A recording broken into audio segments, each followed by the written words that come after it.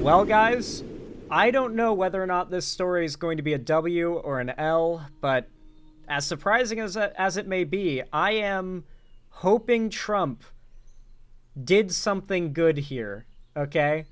I am really hoping that Trump got a rare W on this one, because if you've followed me for any amount of time now, you should know I'm very pro-Ukraine.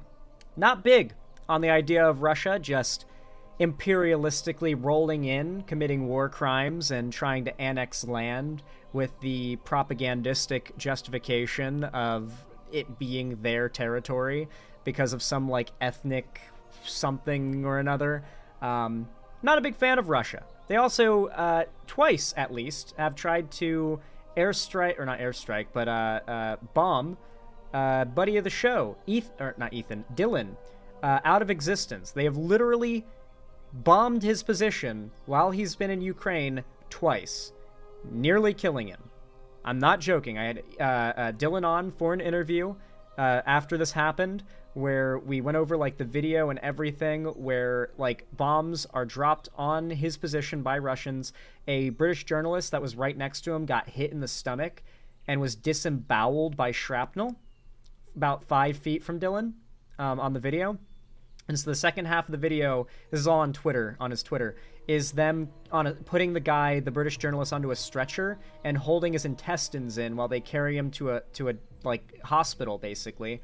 And Russia's news media, mind you, these were all unarmed volunteers and journalists, like volunteers as in, like, going around collecting, like, pets and stuff that have been abandoned during evacuation.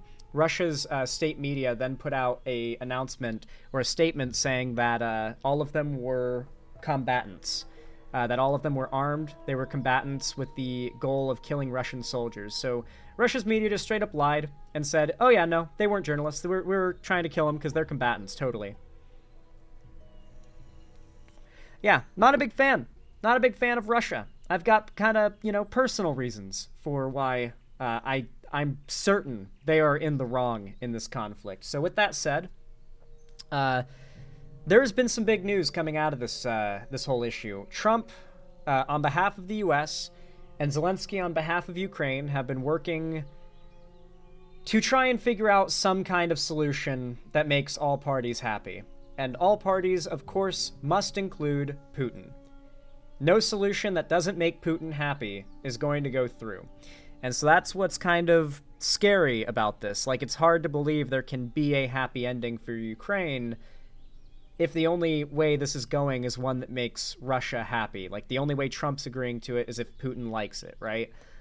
So Russia's recently agreed to this new mineral deal with the U.S. From my understanding, it's like a substantial amount, if not like all of Ukraine's mineral rights may be owned by the USA now. And that's like the trade-off for not just throwing Ukraine to the wolves, I guess. I don't know all the details. I'm not going to pretend to. But that's my understanding of it as far as I've followed the story. So let's go ahead and hop into this and see what's going on. For all we know, this is actually pretty based, and this is a major step towards peace in Ukraine. It could also be a major step towards victory for Putin. I don't know enough yet, but we're about to find out. Signing a key minerals deal with Ukraine, giving American investors priority access to the critical supplies, as well as oil and gas. Joining us right now, Richard Haas. He's the Council on Foreign Relations President Emeritus. He's also a senior counselor at Centerview Partners. So we saw this come out yesterday. We saw Scott Bessent put out this news and announcement. Just break down what you think this deal actually is and how it may or may not be different than what we were hearing about a month ago. What the deal is it creates a framework for future investment, essentially in Ukraine mineral industries and associated infrastructure, 50-50 Ukraine and the outside. People would contribute to it. Reportedly, any proceeds would be reinvested back in Ukraine, at least for the first decade. Is Trump going to remove the tariffs on imports from Ukraine? Like you would think, like, okay, so we now have access to a ton of minerals in Ukraine, right? Oh no. Oh no, you know what's gonna happen to Ukraine now? Guys, even if Putin loses, Ukraine will still end up Mordor.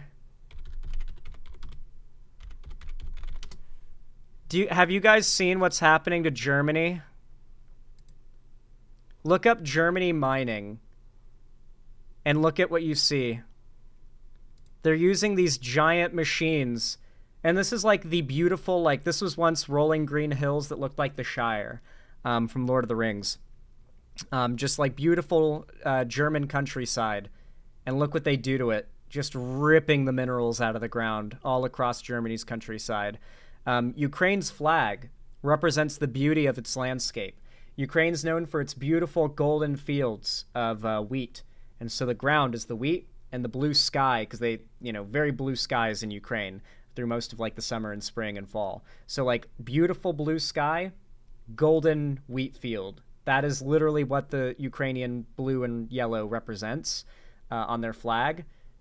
This could potentially be the future that Ukraine has ahead of it. Look at this like grim photo. Oh my God. The like windmills with the massive coal mining, like destruction in the foreground. I feel like this photo should be brought up every time a conservative says, windmills, they kill birds and require petroleum to lubricate. Anyway, back to it. Or so. A lot of the details of this are sketchy. What's really significant about it, Andrew, is one, it's not punitive. The aid that's gone to Ukraine over the last, say, 3 years is not considered as debt that needs to be paid off. That was Ukraine's biggest concern. And it removes... Ukraine doesn't have a lot of minerals to mine? Oh, well, that might save the environment of Ukraine in that case. Maybe Ukraine got a better deal than we thought, because they're like, we don't care about our fucking minerals all that much. Like, sure, we'll give away 50%. Maybe this is a really good deal for Ukraine, and Trump's just too stupid to know it. Because, like, this is how you have to deal with Trump. Trump is stupid and refuses to educate himself. If Zelensky is smart, he is smart. But if Zelensky is smart with Trump, he'll realize this and use it to his advantage. Let's say you want Trump to get you a glass from the table. You want him to hand it to you. You will never get him to do that by politely asking him to do so and emphasizing how much you need the glass. If you do that, he will make it impossible for you to get unless you literally give him the clothes off your back. That's Trump's business marketing kind of deal, right? If you want to get Trump to do what you want, you have to say, oh, Trump, man, have you tried these chips before? They're so good. Oh, man, I could not part with a single chip. They're so good. Hey, Trump, could you get me that glass of water over there off the table really fast? He says, oh, you want that glass of water now, do you? Well, you're gonna have to give me that entire bag of chips if you want that cup off the table. And you have to go, man, Trump, these are my favorite. I really want these chips, though. You can't take these chips from me. I need them. You have to make it seem like it's the end of the world to give up those chips in exchange for the water you want or that you need. And then once Trump is really attached to the idea of winning and getting the chips from you, that's when you finally go, all right, Trump, here's my whole bag of chips. And then he'll hand you the water like, I won that. That's the art of the deal right there. And so that is how you get him. That right there is how you get him. You have to pretend like you have something you really need that you don't. Make sure Trump knows that. Then ask for a thing that you just make it seem like you kind of want. And then Trump will thinking you need the thing you brought up before, will ask for that in exchange. And you trick him into asking for something. It's literally like dealing with a kid, right? Like if you have like a little cousin or a little brother, like BB Levine just mentioned, right? Like that little kid's gonna want whatever you're actively playing with, right? Like if you're on like your computer, they're gonna want to use your computer. If you're doing a puzzle, they're gonna want to take the puzzle from you. If they're like whatever it may be, they're gonna find that the most interesting. So basically, treat Trump like he's a dog or a 5-year-old. And trick him into thinking he's winning. That's how you deal with Trump in negotiation. a big annoyance. This administration wanted a deal. They got a deal. Right. And I think the good thing about it is it paves the way for the United States and Ukraine to cooperate about where do we go from here. So is this, though, a better deal than, is this a better, I mean, look, we saw the president and the vice president say that effectively the American citizenry had been ripped off by Ukraine, and that we were going back in and we were taking everything we could to effectively pay us back. That's where this, you talk about anchoring techniques and the art of the deal, right? That's where this started, at least under Trump. I thought it was more about providing a way implicitly of saying that we're going to provide for Ukraine's security because we're going to. Okay, so this guy's just cucked for Trump in Ukraine, it seems. Okay, I do not believe at all that Trump has any positive motivations for Ukraine's future. It is entirely meant to be strong-arming. He's supposed to look strong to his supporters. That's what this is. And have our own people. Well, and that was part of the argument about doing that. I don't think and that's the question necessarily is whether this deal is the deal. Well, look, 2 years ago, I remember we were in Davos, Switzerland, and, you know. Dude, the fucking anime, what the fuck? 2 years ago, I remember. I don't know why that's so fucking funny to me, bro. The just random anime girl in the background, the NASDAQ, it just looked so serious, but then the billboard in the background. We were in Davos, Switzerland, and, you know, Larry Fink and Jamie Dimon, all of these guys have been talking about a reconstruction fund and effort and development deal for years that way preceded the last couple of months of this Trump administration and this negotiation. So the question is, you have this deal on the table that they were very upset about. They, by the way, brought Zelensky into the White House for the public to see this wild conversation. Richard walked in and said it's not as punitive. Not punitive at all. It's not punitive to Ukraine. Does that mean that it's forward-looking, not backwards? Does that mean that the White House? I don't believe that even slightly, dog. I love that. I'm glad CNBC shows this clip here because, like, no one believes for a second that there's the slightest bit of charitability to Ukraine from this administration after all of us saw this shit. Yeah, not falling for it. Had to give a lot of concessions that didn't want to in the first place? Yeah, I think they backed away from the idea that this ought to be punitive or backwards looking. It's forward looking. And do you actually think you don't have the details, but at this point you think it's a positive? Absolutely. And you're hoping it emboldens Trump to be more... Exactly. It removes as a major source of contention. When was the last time... And he can hold Putin's feet to the fire now? If he wants to. When was the last time we were having a conversation? He can hold Putin's feet to the fire now if he wants to. Yeah, he's been able to do that if he wanted to this whole time. What do you fucking... Dude, who is this guy? Hold on, what is this guy's name again? Richard Haas? Let's see, is he like a big deal, like, economist? What's his deal? He's an American diplomat. He was president of the Council of Foreign Relations from July 2003 to June 2023, prior to which he was director of policy planning for the United States Department of State and a close advisor to Secretary of State Colin Powell in the George W. Bush administration. So he's clearly a conservative. Haas advised several members of both the Republican Party and Democratic Party on issues regarding foreign policy, but did not publicly endorse a candidate due to the Council on Foreign Relations' nonpartisan stance. In September 2013, Haas returned to Northern Ireland with President foreign policy views.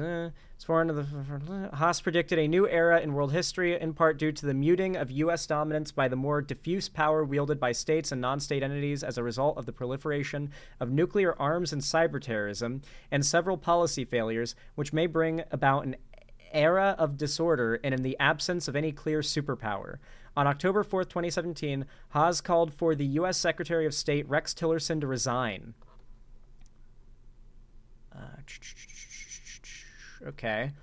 In December 2021, Haas criticized the Biden administration's withdrawal from Afghanistan as America First unilateralism in practice, and indicating that Biden did so in a Trumpian way, consulting minimally with others and leaving NATO allies to scramble. Okay, actually, this guy is kind of fucking smart. I'm not gonna lie, like this guy is actually kind of fucking smart. Okay, never mind. This guy, I jumped to conclusions this guy actually seems to know what he's talking about. He seems to advise both Republicans and Democrats and criticize Republicans and Democrats. And his criticism of Biden is like my biggest criticism of Biden. So, gotta say, I jumped the gun. Conversation about anything positive between the United States and Ukraine, between Trump and Zelensky. So that's good in and of itself.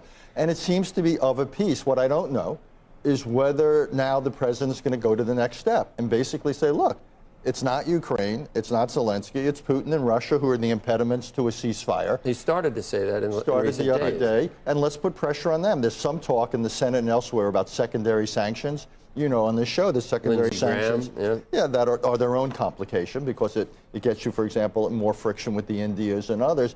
What I'm hoping is that the administration sometime this summer is going to have to make a really big decision. The current military aid in the pipeline to Ukraine runs out. What are we going to do then? The president wants a ceasefire, wants a peace in Ukraine. The way to get it, and this deal potentially paves the way, is for the United States to keep the spigot open to Ukraine for military and intelligence support. Not unlimited. We're not talking about... I think this guy might be overestimating how many brain cells Trump has to rub together. I don't think this is part of some well-thought-out plan, because he's talking like, okay, so Trump could be making a really smart move here if he proceeds to do steps 2, 3, 4, 5, 6, 7, 8, 9, and 10. But it's like, dude, I wouldn't count on Trump having any plans to do those further steps you mentioned. I don't think so. I think his plan is to skate off of every bit of possible goodwill he can and get as much power and money as he can. I don't think he has any... I think he needs to keep Putin... He needs to stay on Putin's good side. We know that Putin and the Russian government invested hundreds of millions, if not billions, into right-wing online figures in order to get them to push pro-Trump propaganda. Keep in mind, the Daily Wire received, what was it, like 50 million total for pushing pro-Trump propaganda. Tim Pool received like 7 million to push pro-Trump propaganda from Russia. Like all these big right-wing figures. Ah, man, I should mention this more often, just like when we're talking about them being grifters. The DOJ released documentation of a deep investigation of them finding the Russian government paid off all these people to push the politics they do. Like, I don't know. I don't believe that this is part of some altruistic plan on Trump's part to actually execute a good deal that ends up going well in the end for America, Russia, Ukraine, and all parties involved somehow. Like, that's not what's going on. Putin's got those piss tapes of Trump, and Trump's in Putin's pocket. About liberating territory militarily. We're talking about giving Ukraine enough capability so Putin realizes more because he won't do it without. He won't do it without. 100%. Right. But 100%. part of the reason why President Trump was claiming that he wanted to take so much of the minerals before was not just to pay us back, but the argument was that he needed that to be able to tell the American public that the U.S. was going to be there to defend Ukraine, right? Like that was part of his tactic, and then to suggest to Putin that therefore then he could battle out. The deal gives us a stake in Ukraine's right. future. United States, Europe, Ukraine, 50-50 joint right. development, the mineral and other. But the view prior to this was that was not enough. It is enough, and it's no. I'm saying it is enough. Yeah. I'm saying, but the view that Trump had prior to this was that it wasn't enough. Yeah, the punitive, the anger at Zelensky, the anger at Ukraine, they owe us for all the help we give, and that seems to have dissipated. And this is actually a good, reasonable, normal diplomatic arrangement for the future. This is old-fashioned diplomacy, Andrew. Oh, I'm saying it's good. I think it's great. I'm just saying it's not what the president said he wanted. All right. So let's just be honest about what's happening. Let's see the comments on this. I want to see what the comments are looking like. America makes a deal to make itself rich off Ukraine's misfortune. What a joke. America discussing how their president used war, death, and dying to get rich. Anyone that voted for Trump thinking he would stop funding the war, you got played. You make a deal with someone who said, I will stop this war on day one. You give him a minerals deal 100 days later, and Putin will continue with no consequences. Open trade and free trade agreements that benefit both countries is good for everyone involved. Hats off to everyone who helped this come about. Definitely a positive move for the United States and Ukraine. The top comment on that is, in spite of Trump's childish actions, won't be much to mine most in Russian-held regions, plus can't mine in a war zone? What about the 100 years deal Ukraine signed with the UK and Starmer as recent as this year? Everyone bizarrely misses the point. This deal makes Ukraine's fight into our fight, and held off on doing so till it was clear Putin, or Putler, Putler, like Hitler, won't settle. I don't know. Like, there are people here who are pro-Trump's move here that are anti-Russia. It's really weird. Like, we'll just have to wait and see, I guess. Like, if Trump stumbles his way into a W here, and this is actually a sign of, like, the U.S. investing into Ukraine and its sovereignty, meaning we'll have, like, a very good reason and will act on said reason to continue supporting Ukraine. Like, that could be the way it goes. Not likely, but it could be. Or it could be that this is just Trump being retarded and wanting to look strong by getting a bunch of Ukraine's mineral rights. You know, like, it could literally just be that simple. Anyway, if... Oh, fuck me, dude. How did... Okay, whatever. If you watched this far into the segment and you enjoyed what you saw, what you heard, and you want to see more from me in the future, and you want to let me know you watched this far into the segment, then please comment down below. What should you comment? Just Slava Ukraini. Actually, just comment Slava Ukraini if you watch this far. It'll tell me that you liked the video, that you saw this far into it, and it'll also help a lot in the algorithm. The same goes for if you hit the like button. Every single thumbs up you guys drop on my videos and on my channel goes a long way to boost my channel in the algorithm. Really does help, and it means the world. Make sure to also subscribe and ring the bell icon to turn on all notifications so that YouTube actually tells you when I go live or upload new videos in the future. And of course, if you want to see more of me on other platforms, you can follow my social medias, all linked down below in the description. And finally, if you want to support me directly, financially, help me keep the lights on and a roof above my head here at the Xander Hall studio, then please consider donating, subscribing, or gifting a sub on my website, xanderhall.com/live, or support me through YouTube, Twitch, Streamlabs, Stream Elements, Patreon, or buy some custom Xander Hall merch through the Streamlabs link down below in the description. Regardless of how you support me, though, thank you so much for watching, and as always, have a good one.